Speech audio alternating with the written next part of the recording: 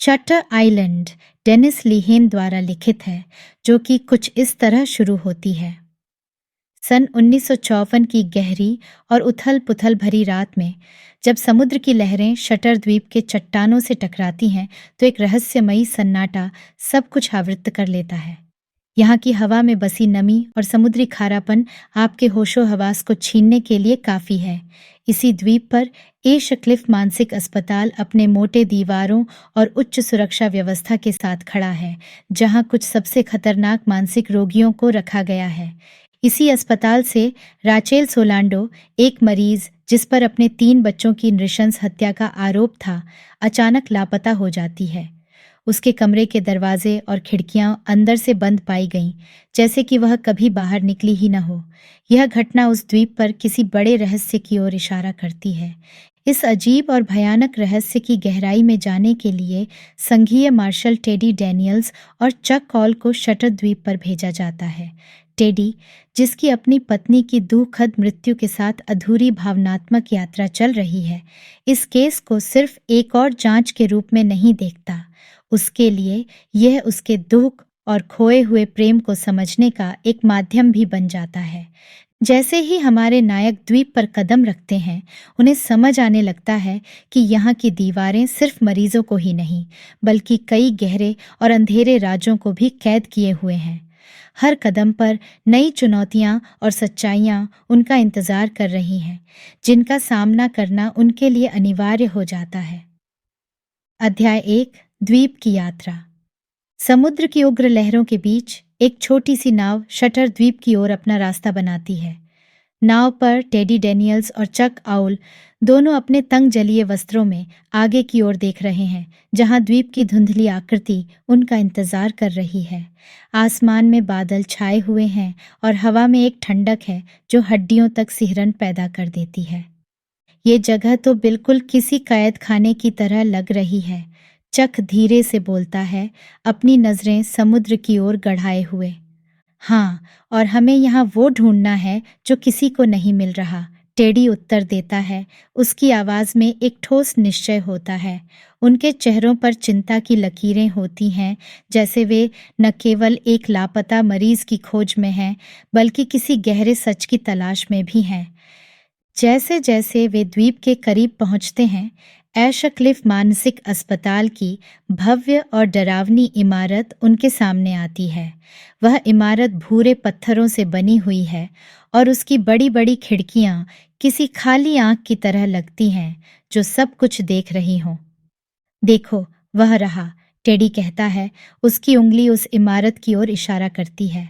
जैसे ही वे द्वीप के डॉक पर कदम रखते हैं, उनका स्वागत एशक्लिफ के वर्दीधारी गार्डों द्वारा किया जाता है।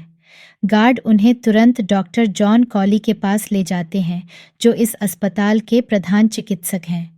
डॉक्टर कॉली का चेहरा किताबी ज्ञान से भरपूर है, लेकिन उसमें एक रहस्यमयी गहराई भी है, जैसे कि वह कुछ छिपा रहे हों। मार्शल्स, आपका स्वागत है। मुझे उम्मीद है कि आपकी यात्रा सुखद रही होगी। डॉक्टर कॉली उन्हें नमस्ते कहते हैं। चलिए, मैं आपको आपकी जांच के लिए ज़रूरी सभी जानकारी देता हूँ। टेडी और चक एक दूसरे की ओर देखते हैं। उनके चेहरों पर एक संकल्प और उत्साह है। वे इस रहस्य को सुलझाने के लिए तैयार हैं, भले ही उन्हें क्या सामना करना पड़े। अध्याय 2, एशक्लिफ मानसिक अस्पताल की पहली झलक। एशक्लिफ मानसिक अस्पताल की भव्य और भयावह इमारत के प्रवेश द्वार पर खड़े होकर टेडी और चक गहरी सांस लेते हैं। वहां का वातावरण ठंडा और नम है, जिससे उनकी त्वचा पर एक अजीब सी सिहरन उत्पन्न होती है। उनके सामने खड़ी इमारत अपनी उच्च दीवारों और संकरी खिड़कियों के साथ एक रहस्यमयी और अज्ञात कथा को आमंत्रित करती प्रतीत होती है। डॉक्टर कॉली उन्हें अंदर ले जाता है, जहां वे एक लंबे संकरे कॉरिडोर में प्रवेश करते हैं। इस कॉरिडोर की दीवारों पर फीकी पड़ चुकी पेंटिंग्स और पुरानी तस्वीरें लगी हुई हैं, जो इस जगह के इतिहास की गवाही देती हैं। हर कदम पर उन्हें दूर से आती हुई अजीब और भयानक आवाजें सुनाई देती हैं, जैसे कोई दर्द में कराह रहा हो या फिर चीख रहा हो। यह जगह आपको थोड़ी असामान्य लग सकती है, मार्शल्स, डॉक्टर कॉली कहता है, लेकिन हम यहाँ हर मरीज की देखभाल के लिए संभव हर प्रयास करते हैं। वे एक विशाल कक्ष में पहुंचते हैं जिसे कॉमन रूम कहा जाता है। यहाँ कई मरीज विभिन्न गतिविधियों में लगे हुए हैं। कुछ शतरंज खेल रहे हैं, कुछ पढ़ रहे हैं और कुछ खिड़कियों के पास खड़े होकर बाहर की दुनिया को निहार रहे हैं। इस कक्ष की हवा में एक अजीब सा तनाव महसूस होता है, जैसे कि यहाँ हर कोई अपने ही विचारों में गुम हो। टेडी और चक दोनों ही अपने आसपास के माहौल को सावधानी से देख रहे होते हैं। उनके दिमाग में राचेल सोलांडो के मामले के विवरण घूम रहे होते हैं और वे हर संभव सुराग की तलाश में होते हैं। उनकी नज़रें मरीजों के चेहरों पर जाती हैं, जिनमें से कुछ उन्हें देखकर मुस्कुराते हैं तो कुछ डर के मारे पीछे हट जाते हैं। इसी समय डॉक्टर कॉली उन्हें एक खास कक्ष की ओर ले जाता है, जहां राचेल सोलांडो आखिरी बार देखी गई थी। कक्ष का दरवाजा खुलते ही एक सन्नाटा छा जाता है और दोनों मार्शल्स अंदर कदम रखते हैं। अध्याय 3 राचेल सोलांडो की गुमशुदगी। राचेल सोलांडो का कक्ष, जहां वह अंतिम बार देखी गई थी, एक छोटा और साधारण कमरा है। कमरे में एक बिस्तर, एक अलमारी और एक छोटी मेज है जिस पर कुछ किताबें और नोटपैड बिखरे पड़े हैं। खिड़कियां भारी लोहे की जालियों से ढकी हुई हैं और दीवारें धूसर और निर्जीव लगती हैं। टेडी और चक ध्यान से कमरे का निरीक्षण करते हैं। उनके लिए हर छोटी चीज महत्वपूर्ण साक्ष्य हो सकती है। टेडी कमरे की मेज पर रखी नोटबुक को उठाता है, जिसमें राचेल ने कुछ गड्ढमड्ढ लिखावट में नोट्स लिखे हुए हैं। इसमें देखो चक, टेडी कहता है। उसकी आवाज में एक उत्सुकता मिश्रित चिंता होती है। यहाँ लिखा है, वे मुझे यहाँ से नहीं निकलने देंगे। यह क्या संकेत दे रहा है? चक नोटबुक की ओर झुकते हुए उसे ध्यान से पढ़ता है। लगता है राचेल को यहाँ कुछ असामान्य महसूस हो रहा था, या शायद वह किसी से डरी हुई थी। इसी समय डॉक्टर कॉली उन्हें राचेल के गायब होने की रात की घटनाओं का विवरण देता है। राचेल को आखिरी बार उसके कक्ष में रात के करीब 10 बजे देखा गया था। सुबह जब नर्स ने उसे जगाने की कोशिश की तो वह गायब थी। दरवाजा और खिड़की दोनों अंदर से बंद थे।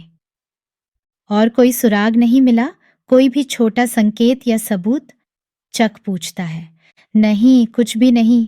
यह एक पहेली की तरह है, डॉक्टर कॉली उत्तर देता है। उसकी आवाज में एक निराशा झलकती है।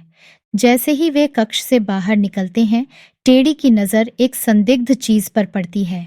एक छोटा सा खरोंच का निशान जो कमरे के दरवाजे के कोने पर है। यह छोटा सा सुराग उन्हें एक नई दिशा में ले जाता है। चलो इसे और गहराई से देखें, टेडी कहता है। उसकी आंखों में एक नई उम्मीद जगती है। जैसे जैसे वे इस नए सुराग की तह तक जाते हैं, उन्हें एहसास होता है कि यह मामला सिर्फ एक साधारण लापता व्यक्ति की खोज से कहीं अधिक जटिल है। अध्याय 4 सुरागों की खोज। टेडी और चक ने जैसे ही दरवाजे के कोने पर खरोंच के निशान की खोज की, उनके जांच के दृष्टिकोण में एक नई ऊर्जा संचारित हुई। यह सूक्ष्म सुराग उन्हें एक गहरे रहस्य की ओर ले जा सकता था। इस खरोंच का मतलब क्या हो सकता है? चक ने पूछा, जैसे ही वह दरवाजे की जांच करता है। शायद राचेल ने यहाँ से निकलने की कोशिश की थी, या फिर किसी ने यहाँ कुछ छिपाया होगा। हमें इसे और गहराई से देखना होगा, टेडी ने उत्तर दिया। उसकी आंखों में जिज्ञासा और संकल्प की चमक थी। वे दोनों तुरंत दरवाजे के आसपास के क्षेत्र की ओर अधिक सघन जांच करते हैं। टेडी ने एक माइक्रोस्कोपिक लेंस का उपयोग करके खरोंच के निशान का विश्लेषण किया, जबकि चक ने दरवाजे की जांच पड़ताल की। उन्होंने पाया कि खरोंच के निशान के नीचे छोटे धातु के टुकड़े छिपे हुए थे। ये देखो टेडी, ये धातु का टुकड़ा, ये यहाँ क्यों होगा? चक ने उत्सुकता से पूछा, जैसे उसने धातु के टुकड़े को उठाया। मुझे लगता है कि यह राचेल के गायब होने में कोई भूमिका निभा सकता है। शायद यह किसी प्रकार की चाबी है, या फिर कोई उपकरण जिसे वह इस्तेमाल कर रही थी, टेडी ने विचार किया। इस नए सुराग के साथ वे अस्पताल के अन्य कर्मचारियों से बात करने का निर्णय लेते हैं। उनका पहला पड़ाव था नर्स वर्ड का कक्ष, जो राचेल की देखभाल में थी। नर्स वर्ड उन्हें बताती है कि राचेल हमेशा शांत और संयत रहती थी, लेकिन हाल ही में उसने कुछ अजीब व्यवहार दिखाना शुरू कर दिया था। वह अक्सर दीवारों से बातें करती थी और रात में जागती रहती थी, नर्स ने कहा। टेडी और चक इस जानकारी को सोच समझकर विश्लेषण करते हैं। वे समझते हैं कि राचेल का गायब होना कोई साधारण मामला नहीं है और इसके पीछे कुछ बड़ी और गहरी बात हो सकती है। अध्याय 5, अस्पताल के अंधेरे राज। टेडी और चक के जांच का दायरा अब और व्यापक हो चुका था। उन्होंने नर्स वर्ड के विवरणों को ध्यानपूर्वक सुना और अब वे अस्पताल के अन्य कर्मचारियों से भी बातचीत करने का निर्णय ले चुके थे। उनका उद्देश्य था राचेल के व्यवहार में आए हालिया बदलावों के कारणों का पता लगाना। जैसे ही वे अस्पताल के गलियारों में और गहराई में बढ़ते गए, वहां का माहौल उन्हें और अधिक भारी और दबावपूर्ण महसूस होने लगा। हर दीवार, हर दरवाजे के पीछे जैसे कोई नई कहानी छिपी हुई थी। उन्होंने डॉ नेहर का दौरा किया, जो एक वरिष्ठ मनोचिकित्सक थे और राचेल के मामले से भी परिचित थे। डॉ नेहर ने उन्हें बताया कि राचेल ने कुछ विशेष प्रकार के प्रयोगों में भाग लिया था, जो उसकी मानसिक स्थिति पर गहरा असर डाल रहे थे। ये प्रयोग किस प्रकार के थे? टेडी ने पूछा। उसकी आवाज में चिंता और उत्सुकता साफ झलक रही थी। वे नई दवाओं और मानसिक प्रतिक्रियाओं का परीक्षण कर रहे थे, लेकिन मुझे विश्वास है कि उसके गायब होने से इन प्रयोगों का कोई सीधा संबंध नहीं है, डॉ नेहर ने जवाब दिया। इस जानकारी से टेडी और चक को यह समझ में आया कि राचेल के मामले में अस्पताल के अंदर कुछ और भी गहराई में बातें छिपी हुई थीं। वे उस खंड की ओर गए जहां ये प्रयोग किए जाते थे। वहां पहुंचकर उन्होंने देखा कि कुछ कमरे तो आम मरीजों के लिए बंद कर दिए गए थे। इन कमरों में विभिन्न प्रकार की मेडिकल उपकरणों का संग्रह था, जो काफी उन्नत प्रतीत होते थे। देखो इसे, चक ने कहा, जैसे ही उसने एक डॉक्यूमेंट को उठाया जो उस कमरे में पड़ा था। यह राचेल के प्रयोगों का लॉग है। यहाँ लिखा है कि उसे कई बार असामान्य दवाएं दी गईं। यह खोज उनके लिए एक नया मोड़ था। अब उन्हें यह समझ में आ रहा था कि राचेल के गायब होने में ये प्रयोग किस प्रकार एक महत्वपूर्ण कड़ी हो सकते हैं। अध्याय 6, खतरनाक सच। अस्पताल के गुप्त प्रयोगों की जानकारी हासिल करने के बाद टेडी और चक ने उन दस्तावेजों की ओर अधिक बारीकी से जांच की जो उन्हें प्रयोगशाला के कमरे में मिले थे। उन्हें यह पता चला कि राचेल सोलांडो को विभिन्न दवाइयों के प्रयोग के लिए चुना गया था, जिनका उसके मानसिक स्वास्थ्य पर गहरा असर पड़ा था। यह देखो टेडी, इन दवाओं के साइड इफेक्ट्स में परावर्तन और भ्रम की स्थितियां शामिल हैं। क्या इतना संभव नहीं है कि राचेल ने इनके प्रभाव में आकर खुद को गायब कर लिया हो? चक ने पूछा। उसकी आवाज में चिंता और गुस्सा दोनों ही मिश्रित थे। टेडी ने गंभीरता से सिर हिलाया। यह संभव है, लेकिन हमें इस बात का पता लगाना होगा कि वास्तव में उस रात क्या हुआ था। अगर अस्पताल के लोग इसमें शामिल हैं, तो यह बहुत बड़ी बात होगी। वे दोनों ने फैसला किया कि उन्हें अस्पताल के उन लोगों से मिलना होगा जो रात की शिफ्ट में थे जब राचेल गायब हुई थी। उन्होंने अस्पताल के सिक्योरिटी गार्ड और कुछ नर्सों से बात की, जिन्होंने उस रात की कुछ जानकारी साझा की। एक नर्स ने बताया, उस रात अस्पताल में कुछ अजीब घटनाएं हुई थीं। राचेल के कमरे के पास से मैंने कुछ धमाके की आवाजें सुनी थीं और फिर वहां अचानक सब कुछ शांत हो गया।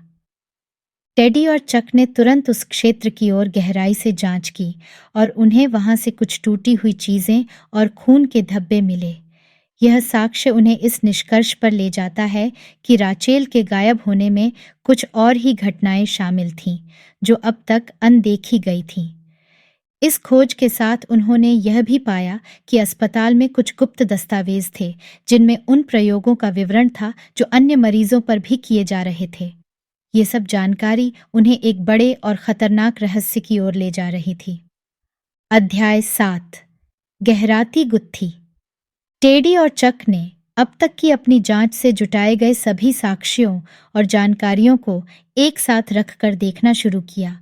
उन्हें यह महसूस हो रहा था कि राचेल के गायब होने की घटना सिर्फ एक साधारण लापता केस नहीं थी, बल्कि इसमें कुछ बहुत गहरे और खतरनाक राज छिपे हुए थे। वे फिर से उस रात की घटनाओं पर गौर करने लगे और उस समय की सुरक्षा फुटेज को देखने का निर्णय लिया। उन्हें अस्पताल के सिक्योरिटी रूम में जाकर सुरक्षा कैमरों की रिकॉर्डिंग्स खंगालनी पड़ी। वहां उन्हें कुछ ऐसे दृश्य मिले जो सामान्य नहीं थे। रिकॉर्डिंग में एक अजीब घटना कैद थी।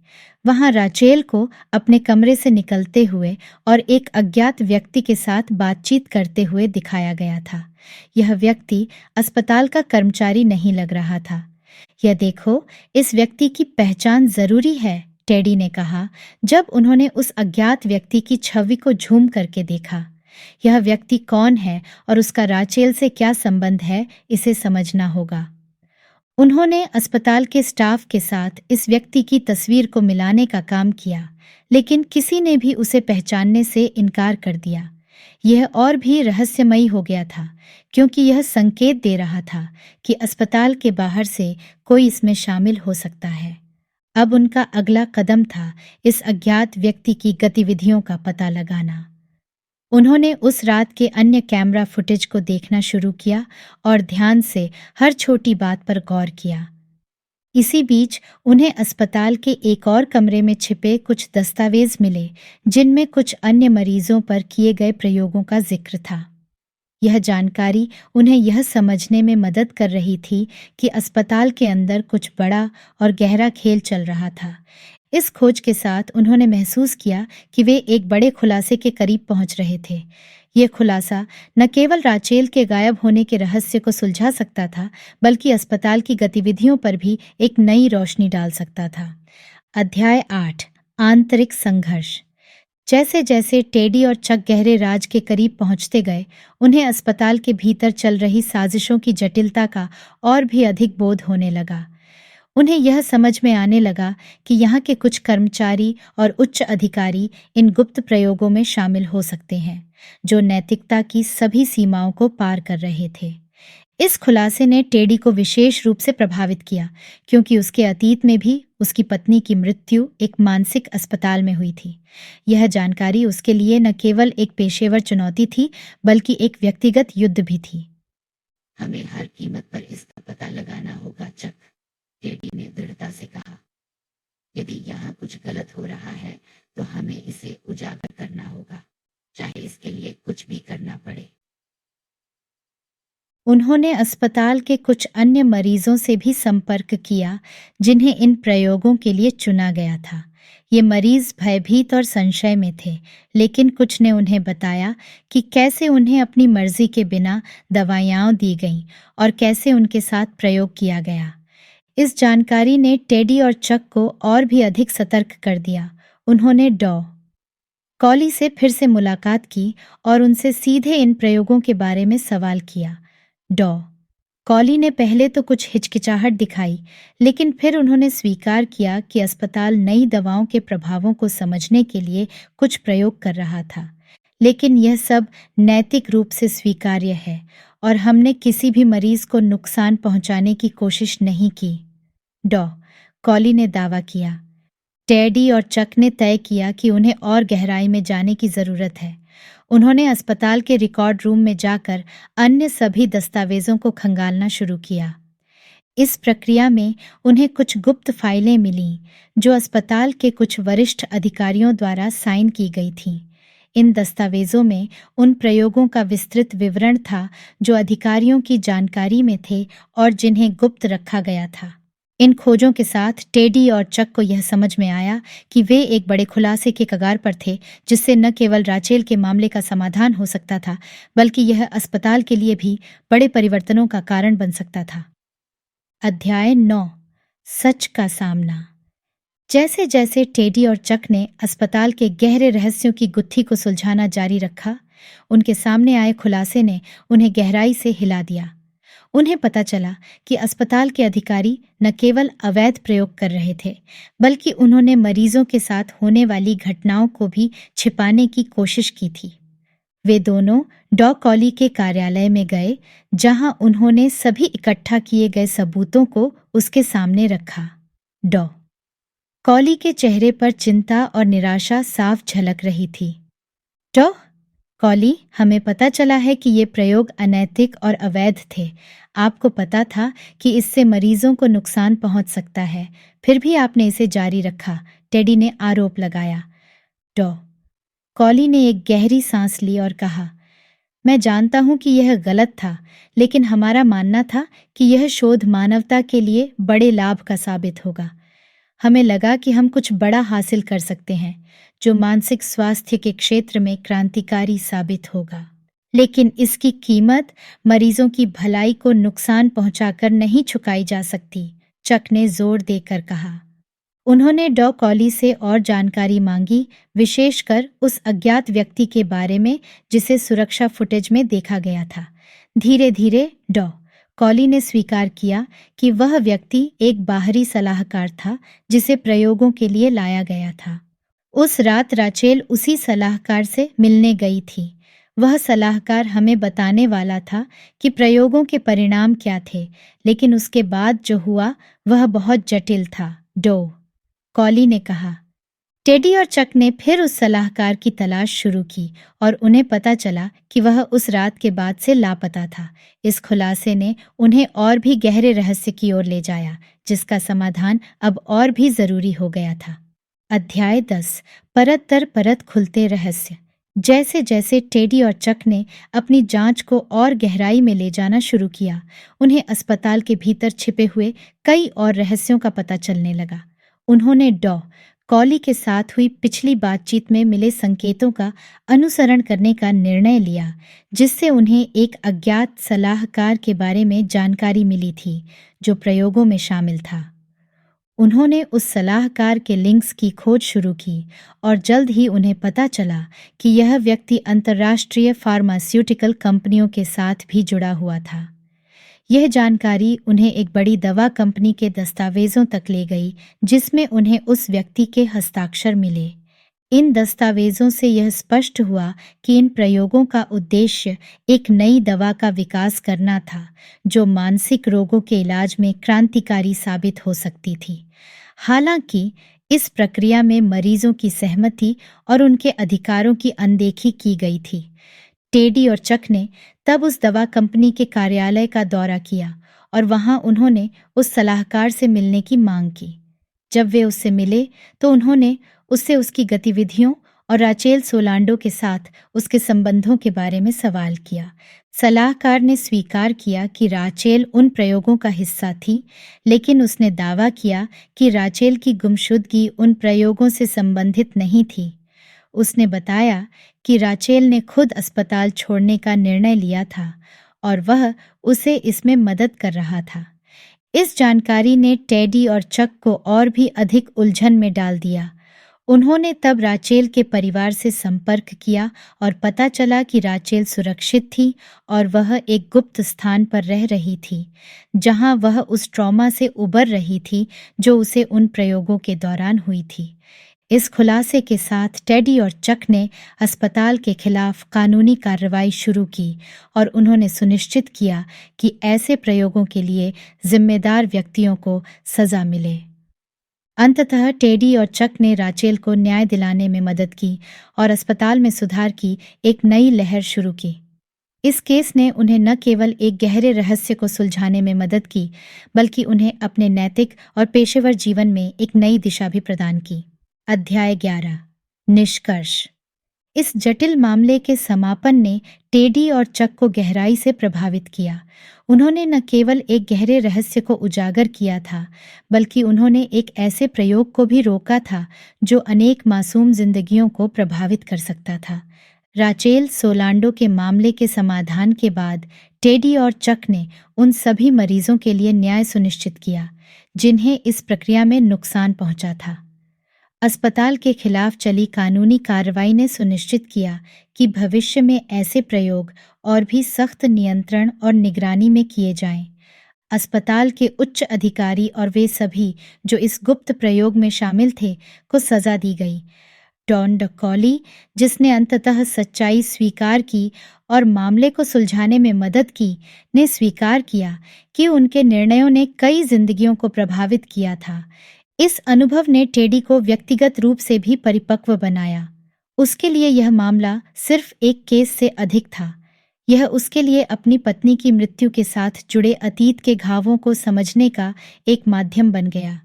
उसने महसूस किया कि अक्सर सच्चाई का सामना करना दर्दनाक होता है, लेकिन यह आवश्यक भी होता है। चक, जिसने टेडी के साथ मिलकर इस मामले को सुलझाया, ने भी अपने करियर में एक नई ऊंचाई प्राप्त की। उनकी टीम वर्क और समर्पण ने उन्हें न केवल अपने विभाग में बल्कि समुदाय में भी बहुत सम्मान दिलाया। इस कहानी का समापन इस बात के साथ होता है कि सच्चाई और न्याय की खोज कभी सरल नहीं होती। यह अक्सर उन अप्रत्याशित रास्तों पर ले जाती है जहां से हमें न केवल दूसरों के बारे में बल्कि खुद के बारे में भी नई समझ मिलती है। टेडी और चक की कहानी ने हमें यह दिखाया कि किसी भी चुनौती का सामना करने के लिए साहस और सच्चाई अत्यंत आवश्यक है।